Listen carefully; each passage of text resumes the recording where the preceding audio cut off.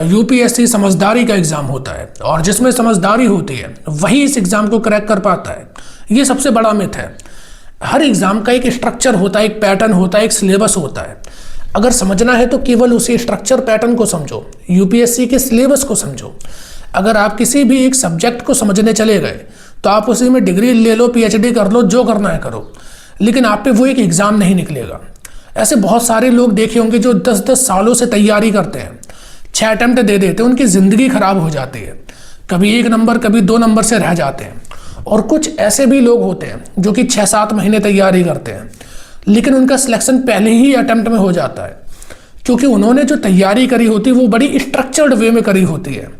और जो लोग केवल कुछ भी पढ़ते जाते हैं कि हमें पूरे एक सिलेबस का इतना ज्ञान होना चाहिए कि उस सिलेबस के हम ब्रह्मा बन जाए, तो उससे इतना ज़्यादा यूपीएससी पूछती है नहीं, क्योंकि यूपीएससी को अपना एक पर्टिकुलर स्ट्रक्चर पता है। उन्हें पता है कि हमें ये सवाल पूछने हैं और जो भी कैंडिडेट इन सवालों का सही जवाब दे पाएगा उसे हम सिलेक्ट कर लेंगे। और बाकी चाहे आप कितने भी ब्रह्मा बने रहो अपनी फील्ड में, हमें उससे मतलब है नहीं।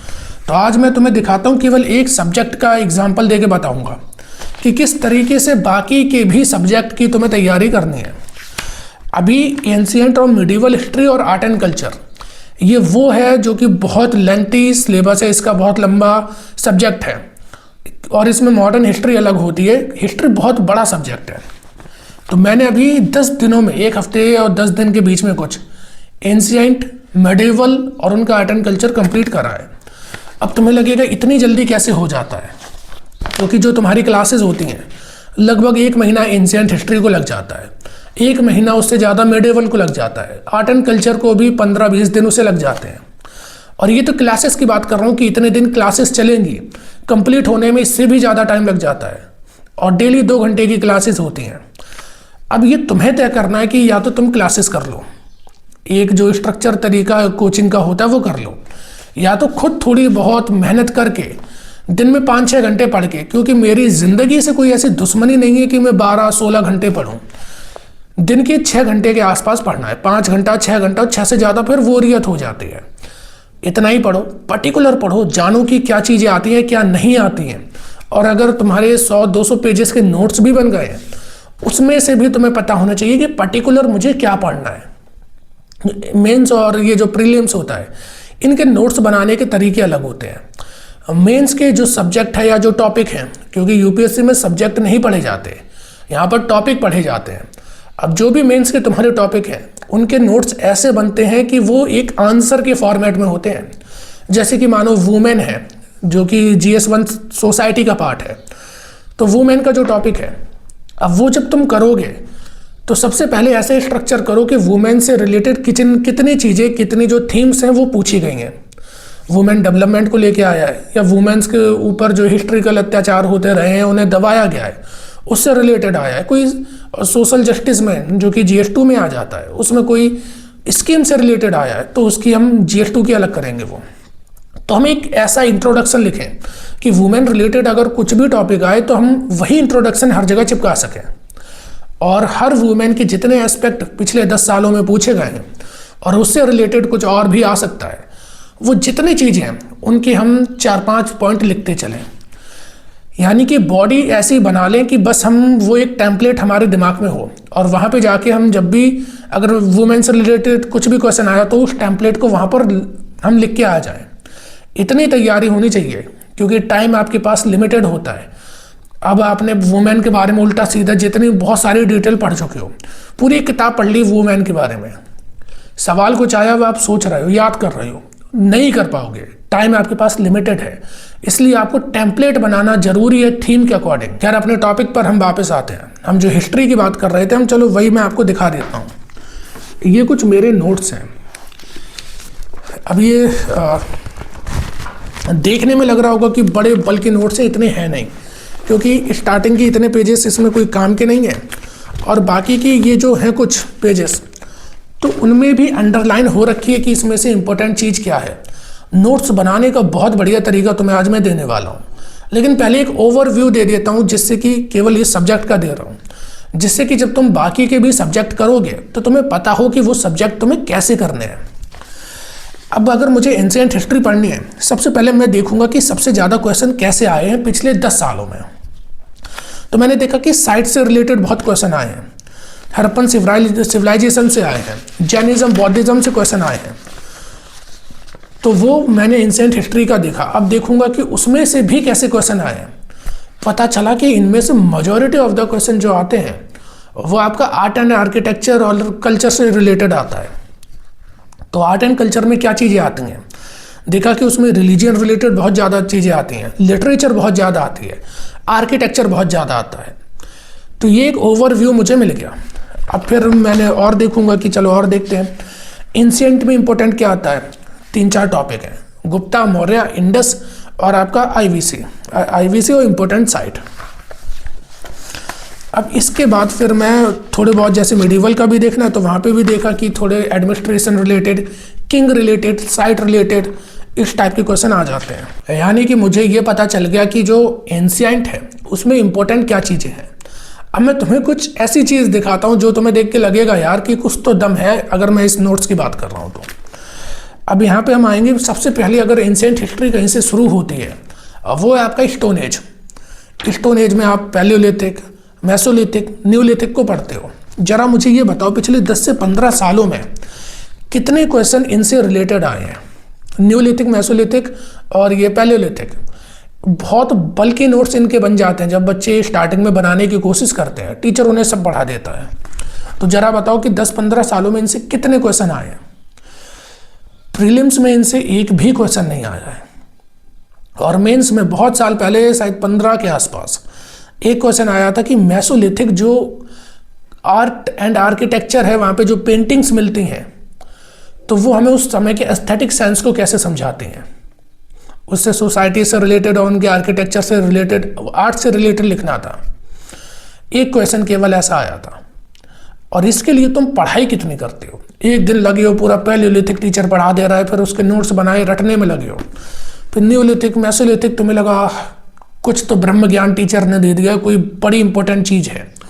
पर रियलिटी उसकी क्या है कि वो आता ही नहीं है, और आता है तो बहुत कम आता है। अब तुम चालकोलिथिक पीरियड पर आए, चालकोलिथिक पीरियड में कितने क्वेश्चन अभी तक आए हैं उससे रिलेटेड।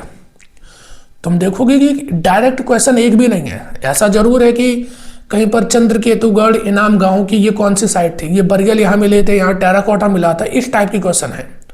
बुर्ज होम में क्या मिला था, और उसमें से आपको मैचिंग उनकी करेक्ट करनी है कि कौन से इनमें से जो पेयर ऑप्शन है वो सही है। इस टाइप के क्वेश्चन आए हैं। लेकिन आप क्या पूरी आप सोसाइटी पढ़ रहे हो बैठ के, उनकी पूरी इकोनॉमी पढ़ रहे हो। लेकिन ये चीज़ें समझने के लिए ठीक हो सकती हैं, पर एग्जाम पर्सपेक्टिव से इनका कोई रोल नहीं है। और उसमें मेंस में तो ये बिल्कुल आया ही नहीं है, कभी नहीं आया। प्रीलिम्स में केवल इनकी साइट और उस साइट पर क्या था, साइट के फीचर क्या थे, ऐसे क्वेश्चन आ जाते हैं। तो अब ये आपको डिसाइड करना है कि या तो वो पूरा रटो बैठ के, या फिर एक मैप बनाओ। चालकोलिथिक साइट ये थी, यहाँ पर ये मिला है और यहाँ पे ये फंक्शन होता था।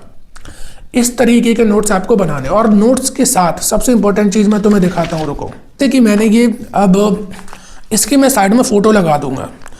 वैदिक एज और लेटर वैदिक एज की बात करें तो मैंने यहीं पे लिख दिया कि यहाँ पे मेंस और प्री के क्या क्वेश्चन ये पीरियड से रिलेटेड आए हैं। चेंजेस क्या थे सोसाइटी, इकोनॉमी, लेटर वैदिक और ऋग वैदिक पीरियड के, ठीक है। और ऐसे ही दूसरा क्वेश्चन कि मेन फीचर्स रिलीजियन से रिलेटेड क्या थे वैदिक पीरियड के। तो ये सारी चीज़, और आज उनका क्या रोल है हमारी इंडियन सोसाइटी पे। तो ऐसे क्वेश्चन इस पीरियड से आए हैं मेंस के। और प्री के हम देखेंगे तो प्री के लोकेशन बेस आया है। अब महाजनपद से जो क्वेश्चन आए, लोग महाजनपद पूरा बैठ के पढ़ते हैं। दिखाता हूँ मैं तुम्हें, पूरी महाजनपद की इकोनॉमी, सोसाइटी सब पढ़ते हैं बैठ के। लेकिन क्वेश्चन क्या, केवल इस इकलौते पेज से एक क्वेश्चन पिछले 10-15 सालों में आया है। और क्वेश्चन में क्या था कि रिवर और जो महाजनपद थे वो, और आज उनकी क्या लोकेशन है ये था। उसमें से कौशल की कौन सी वहाँ पे नदी बहती है, अवंती वहाँ पर कौन सी नदी बहती है, और आज वो किस स्टेट में है, कंबोज और असमा का। ये एक सवाल आया था। और एक पेज के बदले तुम कितना पढ़ते हो, अब ये तुम खुद डिसाइड करो कि तुम्हें अपनी स्टडी कैसी करनी है। और मैं एग्जांपल दिखाता हूँ। यूपीएससी का most favourite topic बौद्धिज्म, Jainism. बौद्धिज्म Jainism में जो सवाल है वो आपके प्री के भी है, मेंस के भी बहुत ज़्यादा भरे पड़े हैं। प्री के सवाल दिखाता हूँ, इसकी भी फोटो मैं डाल दूंगा। ये यहाँ पे जो तुम देख रहे हो संघभूति से रिलेटेड आया कि चाइना ट्रैवल करा था, उन्होंने क्या चीज़ लिखी थी। अब ये बता दिया कि उन्होंने ये लिखा था महायान से रिलेटेड था। इसके नीचे 3 गलत ऑप्शन और हैं। तुम क्या करते हो, केवल सही सही पढ़ लेते हो। अब ये जो 3 गलत ऑप्शन है इन्हें भी वहीं पे लिखते जाना है। उनके सामने छोटा सा एरो करा कि ये बुद्धिज्म से रिलेटेड था, ये वाला सेंट था, ये सारी चीज़ें आपको लिखनी है, जिससे कि आपकी तैयारी होलिस्टिक होगी, एक ही बार पूरी हो जाएगी, बार बार सब्जेक्ट पढ़ने की ज़रूरत नहीं पड़ेगी। उस टॉपिक से रिलेटेड जाओ नेट पर, सवाल निकालो, सवाल निकाल के उनकी PDF बनाओ, प्रिंट करो, और जो गलत है उसके भी सही क्या होगा वो आपको लिखना है। और यहाँ पे जैसे कि ये स्तूपा से रिलेटेड आया है कि स्तूपा की ये चीज़ें होती हैं, 2 3 ठीक है, बौद्धिज्म से रिलेटेड। लेकिन पहला जो है, क्या ये जो स्तूपा थे ये बुद्धिस्ट कंसेप्ट था? सवाल इतना है। लेकिन नहीं, ये गलत ऑप्शन है। बुद्धा से भी पहले स्तूपा होते थे, ये वैदिक एरा में सर्मन ट्रेडिशन में थे, फ्यूनरी में काम आते थे, ऐसी कंसेप्ट है इसका। तो वो मैंने यहीं पे लिखा है। हर टॉपिक के ऐसे ही क्वेश्चन को लिखना है। अब जैसे कि ये केव है, अजंता केव, एलोरा केव, तो उनसे रिलेटेड क्वेश्चन क्या आया है कि वो किस रिवर पे थे, या फिर वो आज उनकी लोकेशन कौन सी स्टेट में आती है। तो यहीं पे वहाँ पे ये टॉपिक है और यहीं पे मैंने उसके क्वेश्चन लिख रखे हैं कि ये देखो इस टाइप का क्वेश्चन आया, अगर तुम्हें इसमें से कुछ पढ़ना है तो ऐसा पढ़ना है तुम्हें ये नहीं कि वो पूरी रट नहीं है बैठ के, अब इतना पेज में पूरा थोड़ी रटूंगा बैठ के, ऐसे हजारों पेज होंगे। केवल इनमें से जो इंपॉर्टेंट चीज़ें होंगी उसके फीचर्स एक एक टिक कर दूंगा। नोट्स ऐसे बनाने हैं कि हर सब्जेक्ट चाहे कितना भी बड़ा हो, हिस्ट्री बहुत बड़ा सब्जेक्ट होता है, पूरा आपका जो हिस्ट्री है, केवल मैं एंसेंट, मिडिवल और आर्किटेक्चर की बात नहीं कर रहा हूँ, मॉडर्न इंक्लूडेड, वर्ल्ड और पोस्ट भी इंक्लूडेड, हर सब्जेक्ट आपका 5 से 6 घंटे में आप रिवीजन कर लो। इस तरीके के नोट्स बनाने हैं। ये ग्रीक, पर्शियन इन्वेजन वगैरह दे रखा है यहाँ पर, मगध एम्पायर के बारे में दे रखा है। मगध से क्या क्वेश्चन आ चुके हैं? कुछ क्वेश्चन नहीं आए। जो मौर्य से रिलेटेड आए, अशोका से रिलेटेड जो क्वेश्चन है दिखाते हैं कि अशोका से बहुत ज़्यादा क्वेश्चन आए। ये क्वेश्चन आया है कि अशोका के जो ये रॉक एडिक्ट्स या पिलर एडिक्ट थे ये किस जगह पर थे। ठीक है, यहाँ पे पीछे मैंने क्वेश्चन भी लिखा है कि उनकी आज की लोकेशन, जैसे कि ये पुरानी साइट है और उनकी आज की लोकेशन क्या है, ये क्वेश्चन आया था। अब ऐसे 10-10 सालों में एक एक क्वेश्चन आ रहे हैं और उसमें से भी तुम पूरा पढ़ रहे हो। स्क्रिप्चर कौन सा था जहाँ पे रण्य और अशोक लिखा था, तो वो तुम्हें बताना है। उसके जो गलत ऑप्शन है उनके आगे उनके सही भी लिख दो। और पोस्ट मॉडर्न पीरियड को तुम इतनी ज़्यादा इंपॉर्टेंस देते हो, उनमें जो छोटे छोटे डायनेस्टी हैं उनसे क्वेश्चन आते ही नहीं है। एक बार क्वेश्चन उठाकर देखो कनिष्क से आया है, क्या क्वेश्चन रिलेट होकर आया है, और वो पढ़ना है। आर्ट एंड कल्चर पे ज़्यादा तुम्हें वो इम्पोर्टेंस देनी है। अब यहाँ पे संगम एज पे आओ। संगम एज पे अगर कुछ पूछा गया है तो कैसे क्वेश्चन पूछे कि मटेरियल कल्चर के बारे में लिखा है क्या, वर्ण के बारे में है, वॉरियर एथिक्स के बारे में है, मैजिकल फोर्स के बारे में क्या है, मतलब कि उस सोसाइटी को जानने की कोशिश करी गई है। यहाँ पे तुम्हें इस तरीके से पढ़ना है कि क्वेश्चन को लिंक कर दो, जहाँ पर वो चीज़ है वहीं पे तुम उनके क्वेश्चन को लिख दो। या फिर अगर तुम अलग से भी क्वेश्चन प्रिंट करा रहे हो तो उनके सामने उनकी सही डिटेल तुम्हें पता होनी चाहिए। और हर टॉपिक के साथ, जैसे कि अभी जो दिखा है कि IVC पढ़ा या फिर वैदिक पढ़ा, तो सबके साथ उनके प्रीवियस ईयर, मेंस और प्री दोनों के क्वेश्चन होने चाहिए। अब इसी तरीके से तुम्हें सारे ही जितने ही सब्जेक्ट हैं हमारे उन्हें पढ़ना है। सिलेबस पता होना चाहिए, मेंस और प्री दोनों का। देखो प्री में कोई सिलेबस डिफाइन कर नहीं रखा है, केवल टॉपिक लिखे हैं, और जो मेंस है उसमें थोड़ा बहुत डिफाइन है। लेकिन तुम्हें क्या करना है, कोई भी कंपाइलेशन बड़ी इजीली मिल जाती है, इसमें रुपए डालने की ज़रूरत नहीं है। मेंस की कोई भी कंपाइलेशन निकलवा लो। और प्रीलिम्स के लिए क्या करना है, तुम जाओगे वेबसाइट पे, हिस्ट्री डाली, एंशिएंट हिस्ट्री डाली, तुम्हें पता है ग्राफ्स मिल जाते हैं, हर जगह फ्री मिल जाते हैं कि इस टॉपिक से ज़्यादा रिलेटेड क्वेश्चन आते हैं। और फिर जो भी टॉपिक पढ़ रहे हो, जैसे कि अभी दिखाया, सबके प्रिंट कराओ क्वेश्चन, उन्हें भी जो 4 गलत ऑप्शन है वो भी आपको करने हैं। वो सारी चीज़ आपको पता होनी चाहिए, किस टाइप के क्वेश्चन आ रहे हैं वो सब आपको पता होना चाहिए। हिस्ट्री में ये मुझे करने में अप्रॉक्स 10 दिन लग गए। अब जो मॉडर्न हिस्ट्री है उसे करने में लगभग 10 दिन उसके लगेंगे। 20 दिन हिस्ट्री के, 15 दिन ज्योग्राफी, 15 दिन इकोनॉमी, 15 दिन पॉलिटी। ये 15 दिन आइडियल लेके चल रहा हूँ, इनके अंदर ही हो जाएंगी ये सारी चीज़ें। यानी कि लगभग 2 महीने के करीब ये जो मेन आपके सब्जेक्ट हैं ये हो जाएंगे। 10-10 दिन इन्वायरमेंट, इकोलॉजी, साइंस और टेक उन्हें भी दे दो। ठीक है, 2.5 महीने के करीब आपकी ये पूरी मेंस और प्री, ज़्यादातर प्री की तैयारी हो जाएगी और मेंस के भी होलिस्टिक एक व्यू बन जाएगा। फिर मेंस के जो टॉपिक बचे, जैसे GS1 में आपका सोसाइटी बचा, GS2 में आपका IR, सोशल सिक्योरिटी, ये सब बचे, गवर्नेंस बचा, उन सबको लिखते चलो। और GS3 वो ज़्यादातर करंट बेस आता है, जब तुम उसकी प्री की तैयारी करते हो उसके मेंस की भी लगभग हो जाती है, फिर उसके साथ तुम्हें जो तैयारी करनी है वो करंट अफेयर के साथ करते रहो।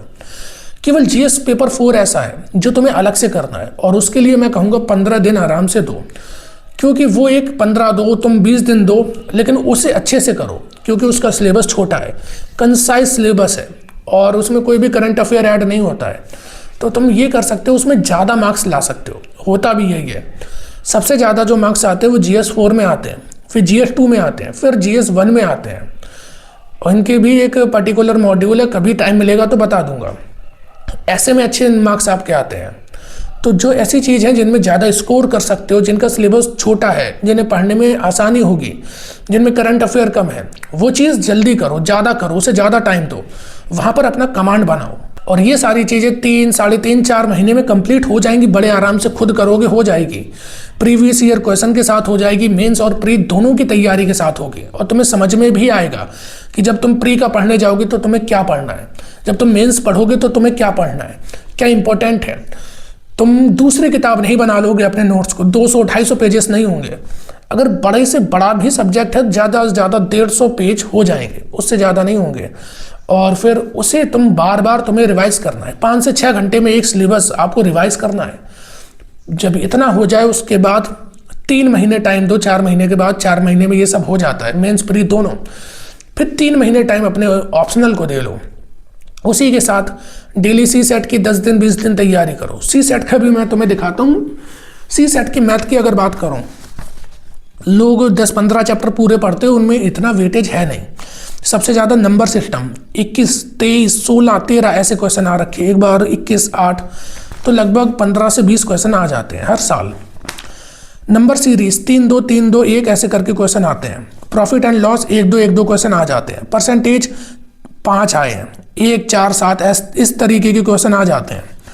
और परम्यूटेशन कॉम्बिनेशन 7, 3, 11 इस तरीके के आ रखे हैं।